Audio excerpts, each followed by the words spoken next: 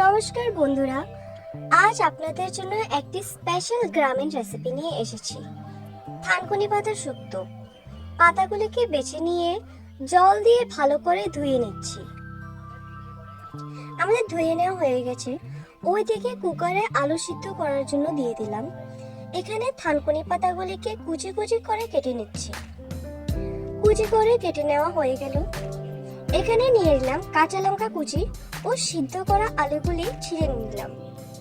এরপর গ্যাস জ্বালিয়ে কড়াই বসিয়ে দিলাম। তারপর তেল গরম হলে তাতে তেজপাতা ও পাঁচফোড়ন দিয়ে দিলাম। এরপর সিদ্ধ করা আলুগুলি একটু ভেজে তাতে কাঁচা লঙ্কা কুচি, হলুদ গুঁড়ো দিয়ে একটু নেড়ে তাতে স্বাদ মতো নুন ও ধনে জিরের গুঁড়ো দিয়ে দিলাম।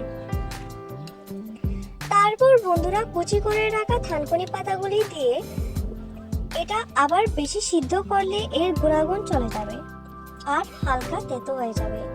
তারপর এটাতে অল্প করে জল দিয়ে ভালোভাবে মিশিয়ে একটি বাটিতে তুলে নেব।